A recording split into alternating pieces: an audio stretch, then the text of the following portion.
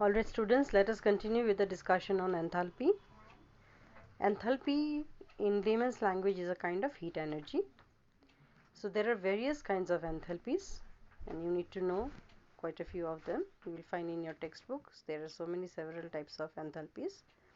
Now why enthalpy is needed?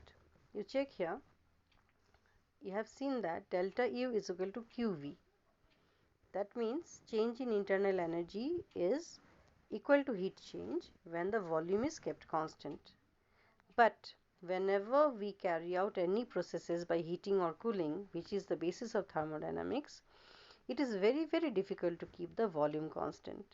So another thermodynamic parameter was needed where volume should not be kept constant, and that is enthalpy. Okay, so enthalpy is easy to measure as pressure is kept constant.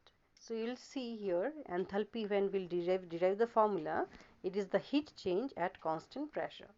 Now it is quite possible to keep the pressure constant because if I am performing an experiment in any room, the pressure of that particular room will remain more or less same, okay, even on heating or cooling.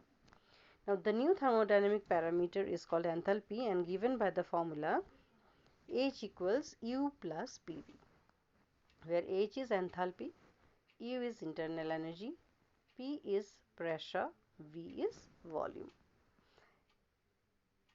Now absolute enthalpy cannot be determined, only change in enthalpy, that is delta H, is possible to determine. So quite often you have been asked to derive this formula. This question may be asked for 2 marks. So how we derive the formula? You see, let us assume that H1 is the initial enthalpy, U1 equal to initial internal energy, V1 is the initial volume of a system. That means to begin with, you already have some kind of heat energy, that is H1. The system already has some internal energy, that is U1, and the system has a volume V1. Now when you are heating or cooling, the final heat energy changes to H2.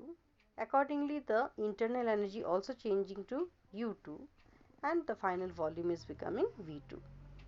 So if I apply this formula H equal to U plus PV for system 1, then the equation will become H1 equal to U1 plus PV1. Similarly, for final situation, H2 will become U2 plus PV2. Now how to find out the difference? As I said, absolute enthalpy cannot be determined, it is only the difference which can be determined. So we have to find out H2 minus H1. So that means we are subtracting equation 1 from equation 2. So U2 plus PV2 minus U1 plus PV1. Now let's bring the U terms together. So we have U2 minus U1 plus, taking out P common, it will be V2 minus V1. So H2 minus H1 becomes delta H, U2 minus U1 becomes delta U. Since the pressure is kept constant, so it is only P, not P1 and P2, and V2 minus V1 is delta V. So we have derived successfully the formula for enthalpy change. Next, the same equation can be modified to delta H equal to delta Ng plus RT. Now to do this, we take the ideal gas equation. I think we have not started states of matter, some might have not started states of matter. When you will do states of matter, you will know that for ideal gases, there is a formula PV equal to nRT, where P stands for pressure, V stands for volume, small n stands for number of moles, R as usual is universal gas constant, and T is temperature in absolute scale.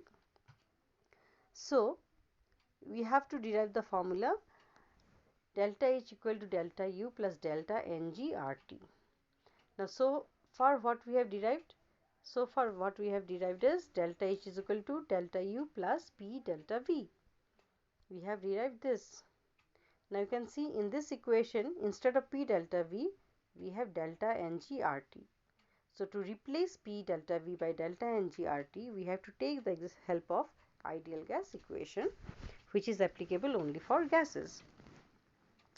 So PV equal to nRT is a well known formula. So P delta V will be delta Ng RT. So we just simply replace this in the equation. So we make use of this formula, P V1 equal to N1 RT, P V2 equal to N2 RT. So when we subtract one from the other, PV2 minus PV1 equal to N2 RT minus N1 RT, where N2 is the number of moles of gaseous products and N1 is the number of moles of gaseous reactants. Remember, it has to be gas only. So P V2 minus V1, by taking P common, we take out RT common because we are performing the experiment at constant temperature. So it will be N2 minus N1. So P delta V becomes delta Ng RT. So we replace this value in the original equation of enthalpy and we get delta H equal to delta U plus delta Ng RT. Now during exam, depending on the values given, you have to choose appropriate equation. So delta H equal to delta U plus P delta V.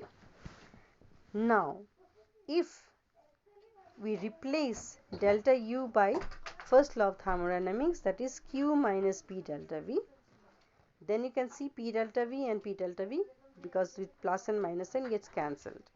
So ultimately we are left with delta H is equal to Q, and since we are performing the experiment at constant pressure, we put a subscript. So delta H is equal to Qp.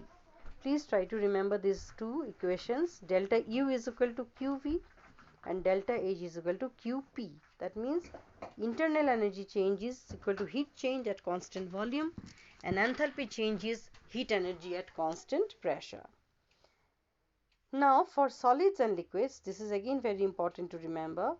For solids and liquids, delta H is almost equal to U, because you know that in case of solids and liquids, delta V doesn't change considerably. So it is almost equal to 0. So P delta V reduces to 0. So delta H becomes equal to delta U.